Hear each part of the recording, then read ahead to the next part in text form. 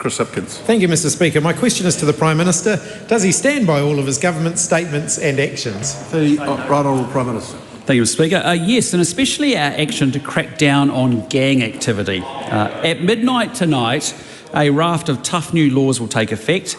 Gang insignia will be banned in all public places, courts will be able to issue non-consorting orders, and police will be able to stop criminal gang members from associating and communicating. Greater weight will also be given to gang membership at sentencing, enabling courts to impose more severe punishments. Gangs aren't community groups, they're not Rotary. They thrive on destroying the lives of other New Zealanders, whether that's by peddling drugs or through brutal acts of violence that leave communities in fear. We promise to restore law and order, and tomorrow police will have more powers to do exactly that. Supplementary question. Does he stand by his statement, quote, Casey Costello is very focused on lowering smoking rates and I'm comfortable, end quote. If so, is he comfortable with the news that both daily smoking and vaping rates have risen under his watch, with 16,000 more daily smokers? Well, I'll just say the Minister is working incredibly hard to make sure that we deliver on Smoke-Free 2025, but we know that the last group of smokers to come off daily smoking is going to be incredibly hard to move, but we've got a great plan and we're working hard at it. Supplementary. Does he stand by his statement that he and Casey Costello will, quote, deal with that really hardcore group of smokers as we try and get that target down to 5%? All she's done is propose alternatives, end quote. If so, if it's to target that hardcore group, proposing so-called alternatives working? Well, what I'd say to the member is we're very focused on 4 attempts as we try and deal with this last hardcore group of smokers. That involves us increasing quit attempts. It means that we're improving access to quit support. It means that we're supporting people to stay smoke-free, and we're going to reduce the uptake of smoking. Supplementary question. One more here. What is the return on investment on the $216 million tax break to tobacco companies his government has given, apparently to encourage smokers to quit, when it's demonstrably failed with the first rise in daily smokers in New Zealand's recent history?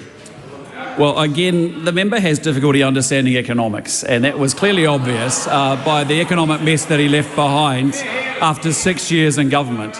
What we have accrued, as you know, is an accounting accrual essentially, for a loss of excise tax should we be super successful in taking people off cigarettes into alternatives. That's a good thing. We're just making sure that we are fiscally prudent, managing the economy well, as we do, instead of the mess that you left behind. Right Honourable Winston Peters. How difficult is it, Prime Minister, for someone to work out if the last calculation accurately at the time was 6 million, it could never get to 216 million the next day in the way that that last question was phrased, and second, that we are in the first 3 in the world, or the best 3 performers in the world, because of legislation written by New Zealand First and not the Labour Party? Well, I would just pick up on that point that the member raises, which is that when you look at comparable smoking rates from around the world, the UK sits at 11.9, the US at 11.6, Canada at 8.3, Australia 8.3, and we're at 6.9. We're making good progress. Supplementary question. So is he asserting the fact that more people are smoking now than when he became Prime Minister, and the government is therefore collecting more tax from that, a sign of success? No, what we're saying is that we have more work to do with a very strong cohort of daily smokers. We need to redouble our efforts, work even harder. It's a harder task, but we're doing everything we can to do that. Supplementary question. Will he admit that he was wrong to submit to New Zealand First and scrap New Zealand's world-leading smoke-free legislation, just as he was wrong to submit to the ACT Party and support the Treaty Principles Bill? I'll reject the characterisation of that question. I'm proud of our coalition partners, and I'm proud of the work that this coalition government is doing to clean up the ungodly mess that that member left behind after 6 years of economic mismanagement, letting crime get out of control and delivering worse outcomes for New Zealanders.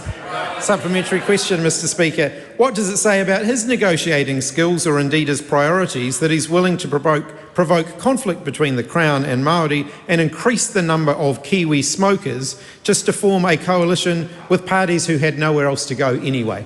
I reject the characterisation of that question. Yeah, I bet he does.